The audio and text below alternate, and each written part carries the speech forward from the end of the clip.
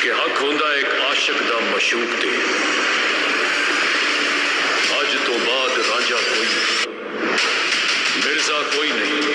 अस्सलाम वालेकुम नाज़रीन, आप देख रहे हैं ZH एंटरटेनमेंट। मैं हूं ज़हीर अहमद। नाज़रीन, लव दी सॉन्ग फिल्म जो कि ईद पर रिलीज़ हो रही है, उसका ट्रेलर आ गया है। टीज़र पे हमने बात की थी, ट्रेलर रिलीज़ हुआ है कल। वो ट्रेलर हमें कैसा लगा हम आपको बताते हैं, आपको कैसा लगा आप हमें कमेंट में लाजमी बताइएगा। उसके साथ दिला जट ऑफ बोला जट 21 मई से चाइना में आ रही है। कितना बड़ा माइलस्टोन है, कितनी बड़ी अचीवमेंट है, इस पर बात करते हैं। तो शुरू करते हैं लव दी सॉन्ग। जो ट्रेलर है वो शुरू होता है बाबर अली की आवाज़ से। इतने ना कोई हीर ना कोई रांझा आशिकी होवे। बाबर अली की आवाज़ बड़ी जानदार है वैसे, बाय द वे। देखिएगा क्या कह रहे हैं वो। इश्क दी किताब विच पढ़िया सी कि हक होंदा एक आशिक दा मशूक ते अज तो बाद रांझा कोई।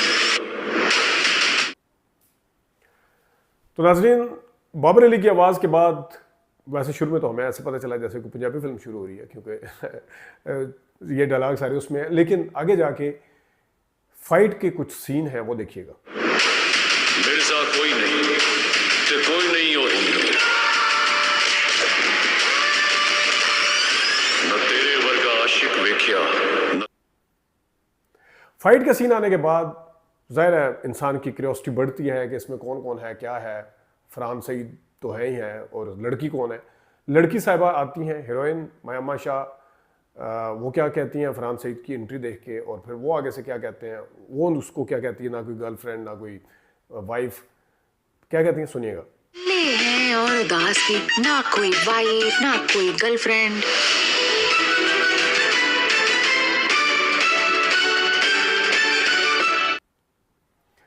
उसके बाद कुछ और सीन हैं, वो देखिएगा। फिर आप ज़रा ट्रेलर के हवाले से बात भी कर लेते हैं कैसा है। बहुत पहरे हैं हम पर ज़रशान साहब, इसलिए नहीं कि कोई हमें लूट न ले, इसलिए कि कोई हमारा दिल न लूट ले। और इसके साथ साथ आप देखें कि इसमें एक गाना है, इस कदर चाहूँ मैं तुझे, वो देखिएगा। अक्सर हम महसूस करते हैं या एक मिस करते हैं गानों को कि गाने नहीं हैं। वो कैसे हैं, गाना क्या है, देखिएगा। चलो कब माहिया तेरे इश्क में हो रहा मैं फदा क्यों चाहूं तुझे इस कदर ओ बे। और फिर सिख साहब भी हैं हमारे, जो सरदार भाई, उनके लिए उनको पंजाब के हवाले से क्या कहा जा रहा है, और कुछ फाइट है उस, वो देखिएगा। हमने आने से मना किया तो दोनों मीटर काटे और हमें घर से निकाल दिया। बहुत ठरकी है जी। ते तुम उधर की दिखने भरजाई लगदी तेरी शर्म कर। एक गाना पंजाबी लुक जावे, पता नहीं क्या, जो भी वो कह रहे हैं, सुनिएगा जरा क्या है। लुक वेखी जावे कुछ नहीं बोलती जिंदड़ी ने मोनी मेरी तेरे पीछे डुलती। तो आखिरी जहाँ पे ये ट्रेलर ख़त्म हुआ है वो काफ़ी कैची है। वो देखिएगा फरहान सईद किस तरह एक विंडो के ऊपर एक्शन सीक्वेंस है, देख रहे हैं। एरियल शॉट तो हमने शुरू में आपको दिखाया है, एक वो SUV गाड़ी है डबल कैबन वाली, लेकिन ये ज़रा देखिएगा।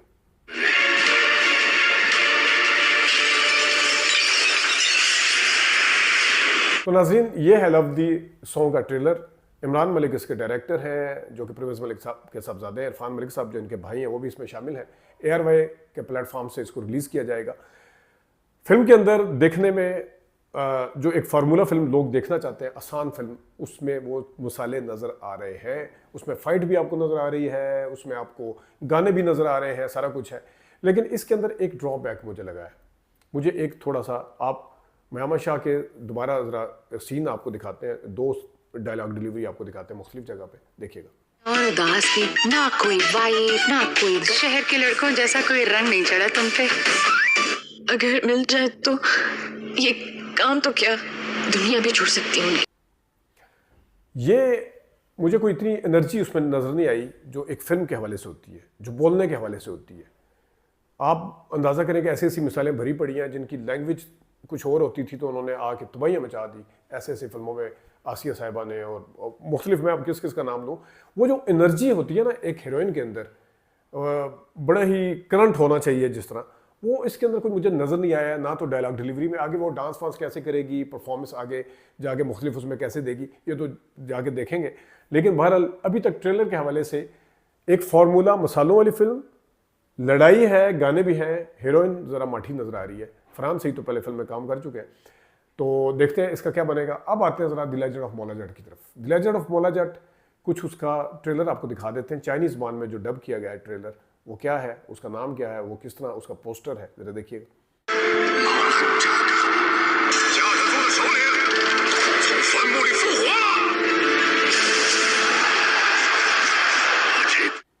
没等到一个像样的对手了。你心里清楚你惹的是谁？那帮人不是你场子里的摔跤手。 तो नाजरीन, ये आपने थोड़ी सी झलकी की। ये 21 मई से आ रही है। चाइना में कितने सिनेमाओं पे आ रही है, इसकी डिटेल हम अभी मज़ीद जानेंगे इसके बारे में।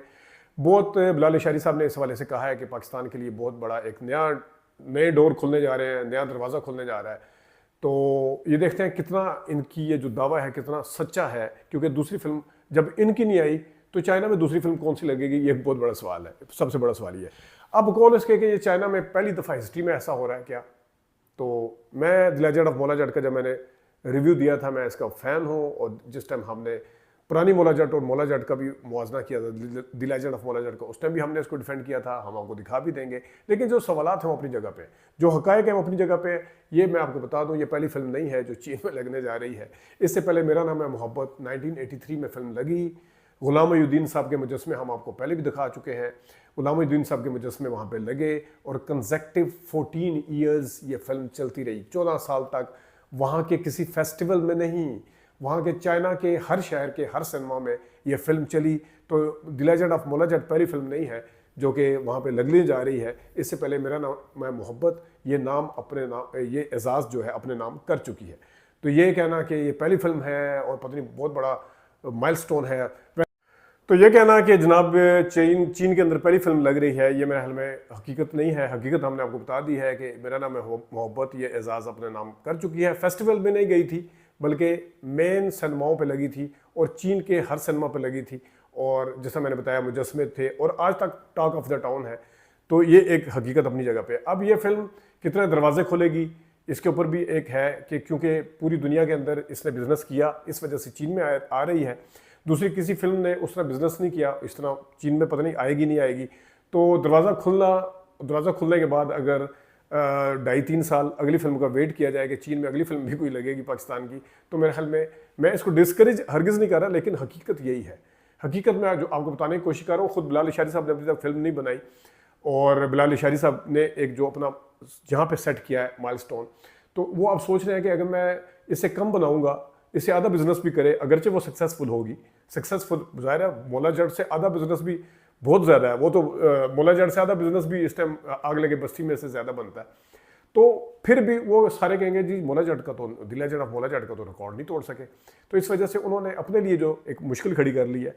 अच्छी फिल्म बनाई है, लेकिन अब उनकी कोशिश शायद ये है कि उससे भी अच्छी फिल्म बनाई जाए, जो कि एक बहुत मुश्किल टास्क है। बिल्कुल उस तरह जैसा हशमत अली का किरदार था उसमें वारिस ड्रामे में, कि उन्होंने जब वारिस ड्रामा किया महबूब आलम ने, लेकिन महबूब आलम ने फिर वारिस के बाद कोई काम नहीं किया। उनको लोग फिर वारिस के पॉइंट ऑफ व्यू से देखते थे, और वो भी वारिस ड्रामे के अंदर से बाहर नहीं निकल सकते उस किरदार के। वो किरदार जितना उनके लिए सक्सेसफुल था, वही उनके करियर के लिए सबसे बड़ी रुकावट बना। तो the legend of Maula Jatt, Bilal इशारी ने रिकॉर्ड अपने नाम किए हैं, अच्छी फिल्म बनाई है, लेकिन अगला प्रोजेक्ट क्या है और दरवाजे किस तरह से खुलेंगे, वो खुद इन्हें साबित करना होगा कि वो दरवाजे में दूसरी एंट्री भी उनकी होती है या नहीं होती, और दूसरी एंट्री कब होती है। तो इस हवाले से ईद की फिल्में, इसके ऊपर भी हम बात करते रहेंगे। अपना ख्याल रखिएगा। अभी तक के लिए इतनी इजाज़त दीजिए। अल्लाह हाफ़िज़।